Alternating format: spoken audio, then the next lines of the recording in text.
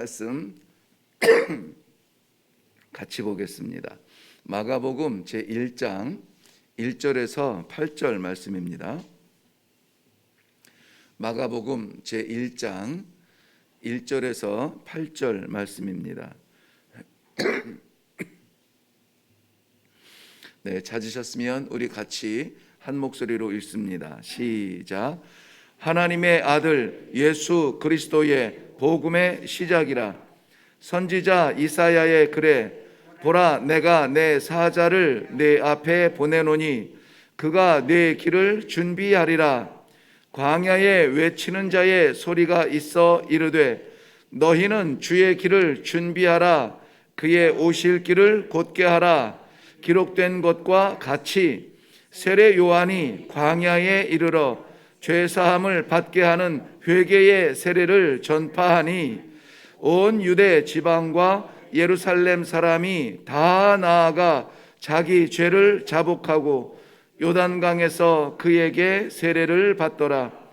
요한은 낙타털 옷을 입고 허리에 가죽띠를 띠고 메뚜기와 석청을 먹더라. 그가 전파하여 이르되 나보다 능력 많으신 이가 내 뒤에 오시나니 나는 굽혀 그의 신발끈을 풀기도 감당하지 못하겠노라. 나는 너희에게 물로 세례를 베풀었거니와 그는 너희에게 성령으로 세례를 베푸시리라. 아멘. 우리 한번 기도하겠습니다. 살아계셔서 역사하시는 하나님 아버지, 은혜를 감사합니다. 오늘도 우리가 작정하지 않았던 이 하루를 말씀과 함께 시작합니다. 하나님의 복음의 시작, 우리의 삶이 아니라 하나님의 복음의 삶이 되게 하여 주시옵소서.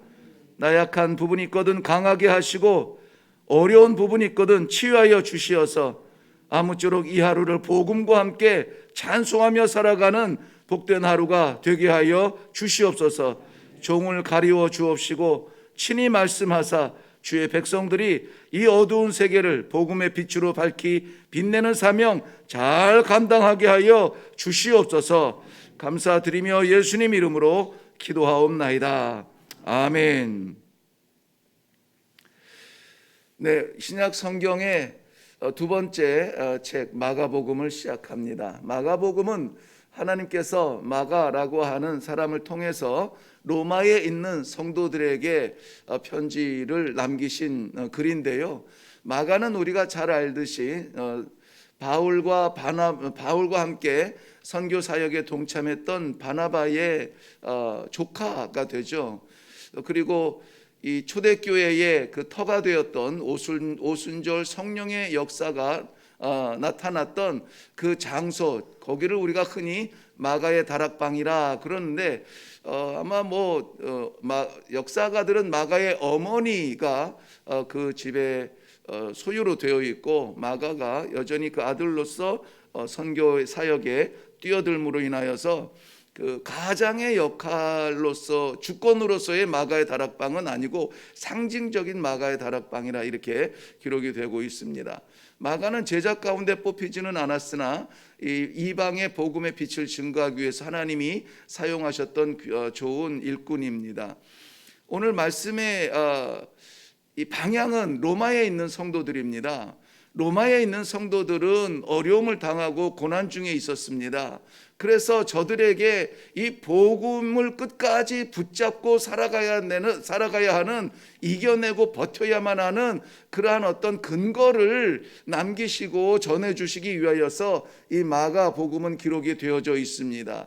로마에 있는 유대인들은 장사하는 사람들도 있을 것이고 이런저런 디아스포라의 삶을 사는 사람도 있겠지만은 대부분은 어려운 삶을 살아요. 노예나 이 노예처럼 이 노동의 현장에 던져진 삶은 아닐지라도 가정에 있어도 종의 모습으로 살아가는 사람들, 대부분이 그러한 사람들입니다. 그러한 사람들에게 예수 그리스도에 대해서 증거하는데 다른 복음서와는 달리 예수님을 하나님의 아들인 그 신성에 대하여서 많이 강조하지는 않습니다. 인자라는 말이 마가복음에서는 참 많이 나오는데요. 인자라는 말을 사용할 때도 대체로는 고난받는 자리에서 고난받는 핍박받는 예수님을 표현할 때 인자라는 표현을 많이 씁니다. 그러므로 이 로마에 이 편지가 전달되고 이 성도들에게 읽혀진다 할지라도 로마의 정부나 그 관리들이 그렇게 신경 쓰지 않아도 돼요. 예를 들어서 마태복음이나 누가복음처럼 예수 그리스도의 족보가 쭉 나열이 되고 뭐 다윗의 자손으로 막 이런 얘기들 뭐 종의 삶을 우리가 들여다볼 때 굳이 족보를 그렇게 들여다보지는 않잖아요. 종은 노예는 머슴은 그 혈통이 무엇인지 그렇게 중요하지 않습니다. 일을 잘하는지 못하는지 이게 중요하거든요. 그래서 이 다윗의 다윗의 자손으로서 평강의 왕으로 오신 예수 그리스도를 조명하기보다는 그러한 이 마가복음에는 아예 그런 부분들이 보이지 않아요. 그래서 이 사람이 얼마나 이런저런 일들을 많이 했는지 왕권으로서의 어떤 그 위치나 자격이라기보다는 많은 일들을 행한 그리스도를 설명하고 있습니다. 이런 일도 했고 저런 일도 했고 귀신도 쫓아냈고 병자도 낫게 했고 이러한 일들을 기록한 것이 이 마가복음의 특징이라면은 특징입니다. 그런데 이 마가복음을 전체를 묵상해서 보면은 다른 복음서에서 보여지는 예수 그리스도 그 하나님의 왕권으로 오신 그러한 예수를 바라보는 것 아니면은 정말 이 세상의 모든 짐을 짊어지고 가는 어린 양으로서의 사명을 다하는 그리스도를 바라보는 이러한 그런 관점도 중요하지만은 마지막 시대를 살아가는 성도들에게 정말 필요한 이 서번십, 이 종됨에 대한 인식을 이 마가복음을 통하여서 우리는 찾을 수가 있게 됩니다. 저는 굉장히 이 마가복음에 대하여서 무게를 두고 있어요. 왜냐하면 우리의 신앙은 늘 바라보는 것을 만족합니다. 듣는 것을 만족하고 구경하는 것을 만족해요. 그런데 이 마가복음은 실제적으로 종으로 오셔서 종된 그 자리에서 삶을 살아가는 예수 그리스도를 보여주고 있습니다. 어떤 길이냐면 어떤 삶이냐면은 바로 우리가 살아야 될 길이고 우리가 가야 될 길을 보여주고 있는 것 같아요. 그런데 저는 이 마가복음의 그 제목 주제를 종의 영광이라 그렇게 잡고 묵상을 하려고 합니다. 종의 삶은 자랑스러운 삶은 아닙니다. 종의 삶은 늘 피곤하고 일 가운데 있습니다. 사명적 삶이에요. 무슨 일을 하는지가 종을 대표합니다. 어떠한 자리에 있느냐가 아닙니다. 그런데 그 종에게 영광이 있다는 것입니다. 그 영광은 지금 당장 내 입을 달게 하는 영광은 아닙니다. 지금 당장 내 배를 채우는 영광은 아닙니다. 나를 알아주는 영광도 아닙니다. 그러나 이 영광은 세상에 아무도 빼앗을 수 없는 하늘의 영광을 예비하신 하나님을 바라보며 살아가는 것입니다. 그러므로 이 마가복음을 시작하면서 이렇게 선포합니다. 하나님의 아들 예수 그리스도의 복음의 시작이라 이렇게 시작해요. 하나님의 아들 예수 그리스도의 복음의 시작이라. 그 시작이 바로 오늘 우리의 삶이 되기를 바랍니다. 이 아침이 되기를 바랍니다. 주님 가신 길이라면 나도 가고 주님 하신 일이라면 나도 하고 주님 누린 영광이라면 나도 누릴 수 있다라고 하는 이 실천적 신앙의 삶이 오늘 허락하신 이 하루 가운데 나타나기를 주님의 이름으로 축원합니다. 이제는 보는 걸로 만족하지 마시고 듣는 걸로 맞아 몰랐는데 깨달았네 듣고 지식적으로 만족하는 것으로 만족하지 마시고 우리 주님이 걸으셨다면은 나의 발자취도 내 땀도 거기에 흘리며 주님께서 말씀하신 것이라면은 순간이라도 잠깐이라도 순종하며 나아가 보겠다는 이 종의 마음으로 마가복음을 우리 묵상하는 동안에는 이러한 겸손한 마음이 되어서 무엇이든 말씀하옵소서. 종이 듣겠나이다, 종이 따르겠나이다, 종이 흘리겠나이다 라고 하는 그러한 기도의 시간들이 되기를 주님의 이름으로 축원합니다. 그렇기 때문에 이 마가복음의 또 하나의 중요한 요 단어를 우리가 용어를 본다면 하나님의 나라예요. 하나님의 나라.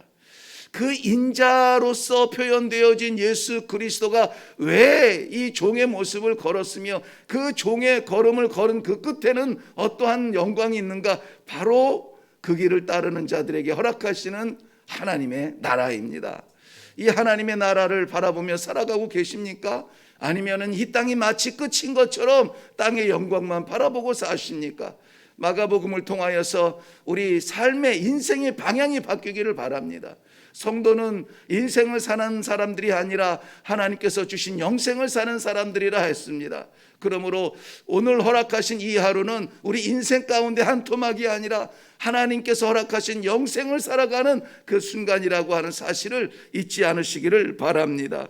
그러면은 하나님의 나라를 바라보며 종으로 기꺼이 오셔서 우리들에게 그 길을 인도하신 예수님을 어떻게 따라갈까요?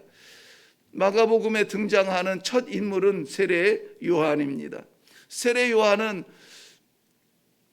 예수님보다 6개월 먼저 난 사촌이죠. 그런데 그렇다면은 그는 기꺼이 다윗의 후손으로 이 복음을 증거할 수 있는 그러한 자격들이 있습니다만은 그에게는 하나님께서 독특하신 사명을 주었어요. 무엇이냐면은 회개를 외치는 것이었습니다. 회개를 외치는 것이었습니다. 당대에도 예수님께서 오셨을 이 당대에도 종교적 분위기는 지도자들에 의한 종교적 분위기였습니다. 성전이나 어떤 재판소나 어떤 높은 자리나 그런 자리에 가게 돼 성문에 가보면은 언제든지 종교적으로 지도자들이 이 긴 가운을 입고 손을 들고 외치며 구제를 하더라도 종을 쳐가면서 이 구제를 하는 그러한 모습 속에서 야, 저 사람들은 대단해 라고 바라보는 그런 종교적 지도자들이 있었습니다. 바리새인들이 그랬고 서기관들이 그랬습니다. 심지어는 제사장들도 그랬습니다. 그런데 그 가운데서 이 드러나는 모습이 아니라 정말 우리 내면의 세계가 쏟아지고 감추어졌던 모습들이 하나님 앞에 나타나며 우리의 부끄러운 삶을 씻어야 한다고 회개를 외치는 그러한 사람들이 있었습니다. 그러한 가운데 세례 요한이 요단강에서 세례를 주면서 회개하라 천국이 가까웠느니라, 회개하라 천국이 가까웠느니라, 이 회개를 선포하였던 것입니다. 세례 요한의 삶의 모습을 보면은 광야에 살았다고 했습니다. 편리하고 익숙하고 우리가 지향하는 그러한 자리는 아닙니다. 저의 모습을 보면은 약대 털옷을 입고 가죽끈으로 허리에 띠를 띠고 석청을 먹으며 메뚜기를 먹었다 말하고 있습니다. 종교적 지도자들이 입는 옷과는 크게 대비가 되죠. 그저 10년, 20년, 30년을 입어도 떨어지지 않는 옷이 이 짐승의 가죽 옷입니다.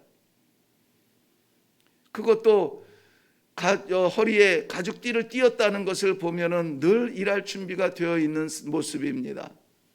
음식이 다양하지 아니하고 그저 광야에서 구할 수 있는 것들로 배를 채웠으나 성경 어디에서도 그의 삶을 비참하게 말한 적이 한 번도 없습니다.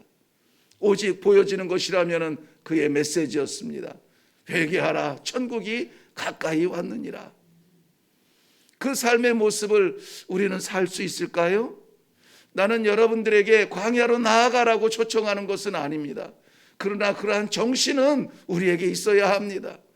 이 세상이 끝인 것처럼 세상의 욕망과 세상의 꿈과 세상의 질서와 세상의 자랑을 위하여서 애쓰고 수고하며 24시간을 뛰어도 부족할 만큼 우리는 수고하고 애를 씁니다.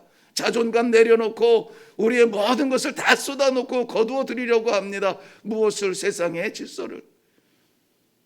그러나 정작 우리가 하나님 앞에 설 때는 여러분 아십니까? 그 모든 것들을 들고 갈 것이 아무것도 없다는 거예요. 아무것도 없다는 겁니다. 그렇다면 하나님께서 주신 지혜로 말미암아 우리가 오늘 하루에 힘써야 될 것이 있다면 하나라도 하나님 앞에 들고 갈 것을 준비해야 지혜로운 사람 아닐까요? 우리의 인생길을 찬란하게 갈고 닦고 이름내는 것도 귀하지만은 그러나 내가 걷는 이 길이 아니라 주님 오실 길을 예비하는 그러한 성도의 삶을 사는 것, 그것이 오늘 하루에 우리의 소중한 기도의 제목이 되기를 바랍니다. 내가 가는 길에 예수님께서 오신다는 거예요. 한번 상상을 해 보십시오. 내가 앞장서서 갑니다. 내가 말합니다. 내가 행동합니다. 내가 나타냅니다. 그런데 내 뒤에 소개하는 분이 예수님이세요. 삶에서는 각박하고, 삶에서는 싸납고, 삶에서는 무관하며, 삶에서는 외면하고, 삶에서는 내 배를 위하여서 뛰고, 매정하고 냉정하며, 거짓말하고 사기치며, 물불 안 가리고 거두어들이는 그러한 삶을 사다가 예수님이 오십니다라고 말하면 세상이 예수님을 보겠느냐고요. 요한의 모습을 우리가 닮아가는 것이 아니라 하나님께서 우리에게 기대하는 삶을 얘기하는 것입니다.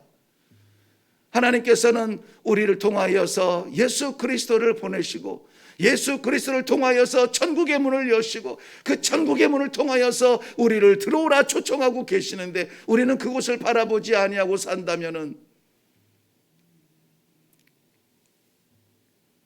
성도로서의 직분을 감당할 수 있기를 바랍니다. 성도로 살아가기를 바랍니다. 마태복음 3장 7절에서 고백한 것처럼 너무나 두렵고도 아픈 말씀이 왕의 자리에 앉은 종교적 지도자들을 향하여서 세례 요한은 거침없이 독사의 자식들이라 외쳤습니다. 우리는 그 자리에 앉지 말아야겠습니다. 어떤 의미인지 너무나 잘 알아요. 그렇기 때문에 그 자리에 앉지 말아야 돼요. 왕의 자리는 하나님 앞에 내려놓아야 합니다. 오늘 말씀에 8절 말씀 보면은 나는 너희에게 물로 세례를 베풀었거니와 그는 너희에게 성령으로 세례를 베풀리라. 세례 요한은 많은 사람들이 주목을 받습니다. 당시에 모든 사람들이 다 거기에 와서 세례를 받고 그 복음을 들었다고 했습니다. 충분히 자신이 드러나도 될 그 자리에서 그는 기꺼이 예수 그리스도를 소개하고 있습니다. 아니, 예수 그리스도를 높이고 있습니다. 나는 그의 신발끈을 풀기에도 마땅치 아니하는 작은 존재요, 나는 부족한 존재요, 너희들은 그를 바라봐야 된다라고 예수를 소개하고 있어요. 우리들의 섬김이, 우리들의 수고가, 우리 성도된 삶이 예수 그리스도를 보여준다라고 하는 사실을 오늘 받으시기를 바랍니다. 우리가 하는 모든 말들은 찬송과 기도의 소리입니다. 우리가 하는 모든 행동은 복음적 행동입니다. 선교사나 하는 일이 아니라, 전도사나 하는 일이 아니라 바로 오늘 성도들에게 하나님께서 주신 사명입니다. 예수 그리스도를 높이라. 예수 그리스도를 높이라는 것입니다. 내가 아니고 주님이십니다. 내가 아니라 주님이십니다. 이 말씀이 오늘 10번은 우리 입술에서 나와야 됩니다. 10번은 나오도록 우리 한번 해보십시다. 내가 아니라 주님이십니다. 그러면 내 삶이 아니라 주님의 삶을 살게 될 것입니다. 그렇다면 나의 과오가 아니라 주님의 영광이 나타날 것입니다. 종으로 살지만은 그러나 영광을 바라볼 수 있는 큰 꿈을 꿀 수 있는 하루가 되시기를 주님의 이름으로 축원합니다. 하나님의 아들 예수 그리스도의 복음의 시작이 바로 이 자리에서부터, 바로 나로부터, 우리 가정에서부터 시작하여서 이 땅 위에 편만하게 선포되어지는 복음의 복된 날이 되시기를 주님의 이름으로 축원합니다. 우리 기도하겠습니다. 살아계신 아버지, 은혜를 감사합니다. 무명했던 우리 하나님 아버지, 성도라고 하는 이 멋있는 유명한 이름을 붙여주시고 오늘도 그 길을 걷게 초청하여 주십니다. 아버지 하나님, 우리의 삶이 아니라 주님께서 허락하여 주신 이 귀한 성도의 삶으로 말미암아 우리를 통하여서 이 땅 위에 힘들고 애쓰고 수고하는 저 심령들, 우리 예수님을 바라볼 수 있는 복된 사명을 잘 감당하게 하여 주시옵소서. 오늘도 가는 곳마다 하는 일들마다 주님께서 우리의 심령을 주장하여 주시어서 주님을 빛내는 삶이 되도록 축복하여 주옵소서. 그리하여서 나는 죽어지고 주님은 빛이 나며 나는 이 땅에서 수고하며 그러나 여호와 하나님께서 허락하여 주신 영광의 나라를 바라보며 힘있게 살아갑니다 고백하는 이 아침이 되도록 축복하여 주시옵소서. 감사드리오며 예수님 이름으로 기도하옵나이다. 아멘. 제자 가운데 있지 않았지만 부름받은 마가를 통해서 고난당하는 성도들에게 위로하시는 하나님은 하늘의 높이 영광의 자리에 있는 그 예수 그리스도가 아니라 곁에 있는 예수 그리스도, 그도 우리처럼 고난당하고 그도 우리처럼 땀 흘렸으며 그도 우리처럼 핍박을 당했다라는 것을 조명해 주고 있습니다. 예수님은 우리와 구별된 자리에 있지 아니하고 우리와 함께 하십니다. 우리가 눈물 흘리는 자리에서 함께 아파하시고 우리가 고난 당하는 자리에서 함께 아파하시는 예수님, 우리의 자리에 동행하시는 예수님입니다. 그러므로 세상에서 너무 믿음으로 살기 어렵다고 낭망하지 마시고 주와 함께 오늘도 이 길을 굳건하게 살아가기를 바랍니다. 이 시간에 우리 기도할 때에 그 삶을 먼저 살아낸 우리 세례 요한의 삶을 생각하면서 우리도 예수님 드러내고 예수님 빛내고 예수님의 그 재림을 위하여서 온갖 이 죄악들, 부끄러운 것들 걸러내고 길을 닦는 그 역할을 감당케 하시고 오늘 하루 우리가 걷는 길이 주님 오시는 길이라 생각하고 성실한 성도로 살아가게 하여 주시옵소서. 우리 다짐하며 기도하고 내려가시기를 바랍니다. 우리 함께 기도하겠습니다.